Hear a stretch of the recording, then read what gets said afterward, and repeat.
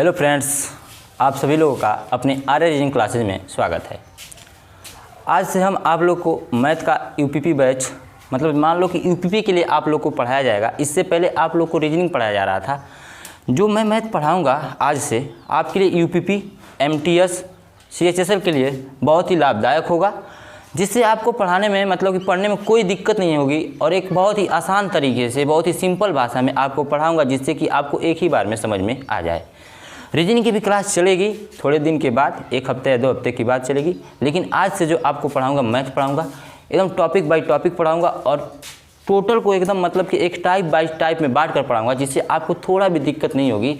ऐसा पढ़ाऊंगा जिससे कि आपका क्वेश्चन सेम टू सेम, सिर्फ अंकों का सिर्फ फेर रहेगा, लेकिन आप पेपर देंगे तो आपको लगेगा कि सभी क्वेश्चन पढ़े हुए हैं। आपको यूपीपी में 15 क्वेश्चन आते हैं। अभी एमटीएस का भी पेपर आने वाला है। एमटीएस में 25 मैथ आता है, जिसमें आपको एक भी क्वेश्चन फंसेंगे नहीं। अच्छे से अगर आप लोग पढ़ें तो बहुत ही आसान तरीके से आपको पढ़ाऊंगा। आज मैं आपको स्टार्ट करूंगा अनुपात और समानुपात। बहुत ही बेहतरीन तरीके से पढ़ने में बहुत मज़ा आएगा। बस आप लोग लगन से पढ़िएगा, जितना पढ़ाऊँ मन से पढ़िएगा। थोड़ा भी अपने मतलब कि आप लोग पढ़ते समय डिस्टर्ब मत हो जाइएगा, मतलब कि कहीं जाइएगा यहाँ चाहे वहाँ, ये सब ना हो।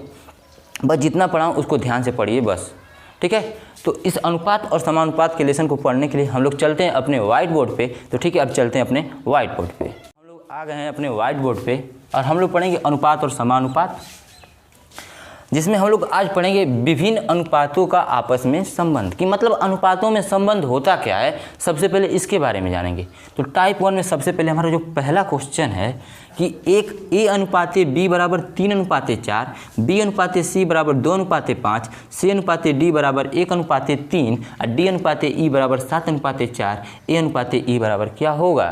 तो बच्चों देखो हमारे दोस्तों, सबसे पहले ये देखो कि एक ए अनुपाते बी का मतलब सबसे पहले समझो क्या होता है। ए अनुपाते बी का मतलब होता है ए बटा में बी।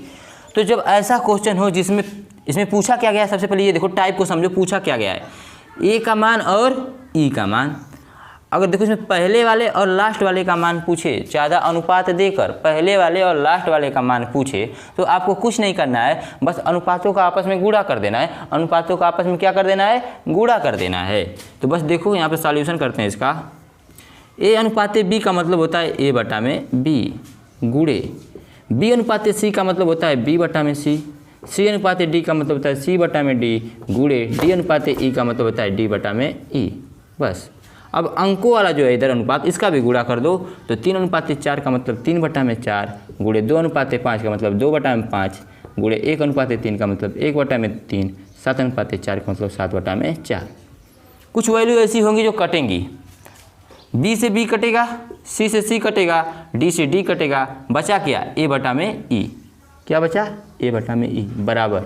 इधर भी काटते हैं। अगर काटेंगे तो कहोगे सर जी 3 से 3 कट गया, कहोगे कि 2 से 4 को काटेंगे 2 दूना के 4। अब कुछ नहीं कटेगा, सिर्फ ऊपर क्या बच गया 7, नीचे क्या बच गया 5 चौको 20, 20 दूना के 40। देखो 5 दूना के 10, 10 चौको 40। तो मतलब ए अनुपाते बी का ए अनुपाते ई का मतलब क्या हो गया 7:40। तो इसका कन्फर्म आंसर जो होगा 7 ए अनुपाते ई का मान कितना होगा 7:40। आशा करता हूँ आपको समझ में आया होगा। ऐसा ये क्वेश्चन और उठाते हैं, देखते हैं उसमें भी लगाते हैं। आप भी लोग लगाइएगा, हमारे क्वेश्चन लिखने के बाद वीडियो को रोक के उसे लगाइएगा, फिर देखिए क्या आपका आंसर हमारे आंसर से मिल रहा है। अगर मिल रहा है तो आपको मतलब कि समझ में आ रहा है।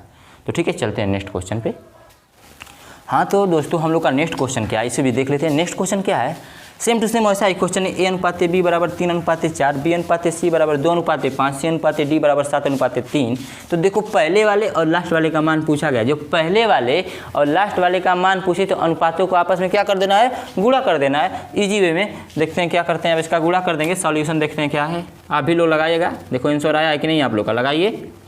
ए अनुपाते बी का मतलब होता है ए बटा में बी गुणे बी अनुपाते सी का मतलब बी बटा में सी गुणे सी अनुपाते डी का मतलब सी बटा में डी। अंकों का भी इधर गुणा करा लेंगे। 3:4 का मतलब 3/4 गुणे 2:5 का मतलब 2/5 गुणे 7:3 का मतलब 7/3। अब काटेंगे, कुछ जरूर कटेगा। बी से बी कटेगा, सी से सी कटेगा, बचा क्या ए अपान में डी। क्या बचा ए अपान में डी बराबर। अब यहाँ से भी काटते हैं, 3 से 3 कट जाएगा बस, और कुछ नहीं कटेगा। 2 से 2 4 कटेगा, 2 दूना के 4। तो ऊपर क्या बच गया 7, नीचे क्या बच गया 5 दूना के 10। तो इसका आंसर होगा A/D बराबर 7/10। इसमें कन्फ्यूज नहीं होना है कि क्यों अनुपात लिख दे रहा हूँ भैया, बटे का चिन्ह का मतलब होता है ये अनुपात, 7/10 का मतलब A/D का मतलब A/D, इसमें नहीं कन्फ्यूजन है। तो ये लोगों का टाइप फर्स्ट था कि अगर पहले वाले और लास्ट वाले का मान पूछे तो अनुपातों का आपस में क्या कर देना है, गुणा, आंसर आ जाएगा। ठीक है, अब टाइप 2 पे चलते हैं। टाइप 2 क्या है इसको देखते हैं। हाँ तो दोस्तों हम लोग आ चुके हैं अपने नेक्स्ट टाइप पे। नेक्स्ट टाइप हम लोग का क्या है कि मिश्र अनुपात क्या होता है, मिश्र अनुपात के बारे में जानेंगे कि मिश्र अनुपात पूछा है। तो मिश्र अनुपात का मतलब होता है कि अनुपातों का आपस में गुणा, अनुपातों का आपस में गुणा क्या कहलाता है, मिश्र अनुपात कहलाता है। और इसी को संयोगानुपात भी कहते हैं। संयोग, कोई पूछेगा आपसे संयोगानुपात क्या होता है तो आप बोलोगे कि अनुपातों का आपस में गुणा क्या कहलाता है, संयोगानुपात कहलाता है, और उसी को मिश्र अनुपात भी कहते हैं। तो क्या करना है, अनुपातों का आपस में गुणा कर देते हैं।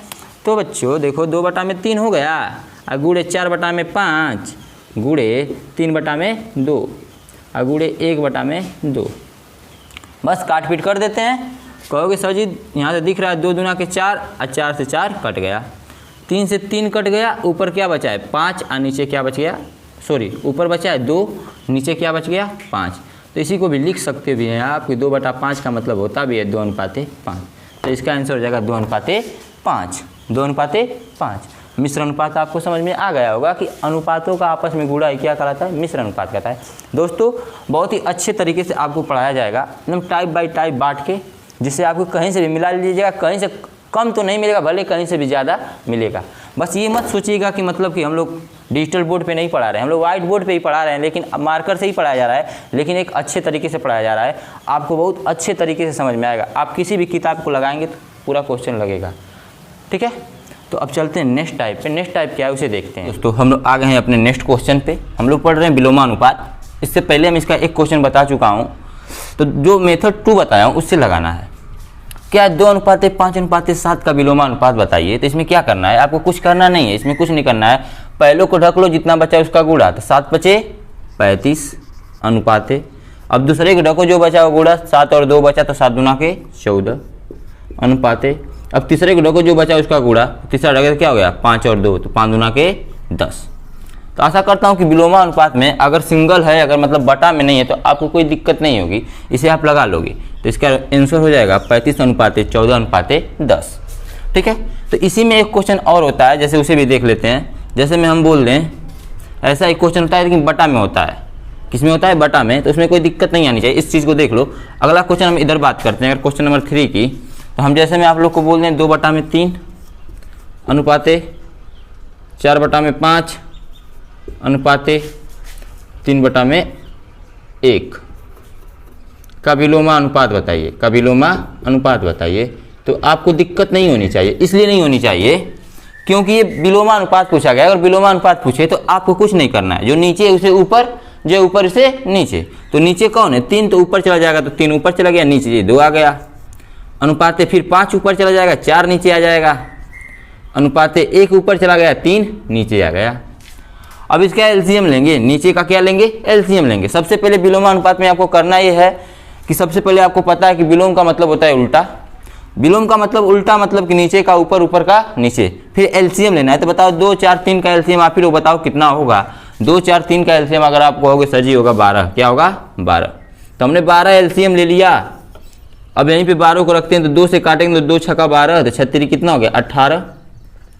फिर यहाँ पे रखेंगे 3 से काटेंगे, 12 को 4 से काटेंगे तो 4 × 12, और 3 × 5 करेंगे 3 × 5 15।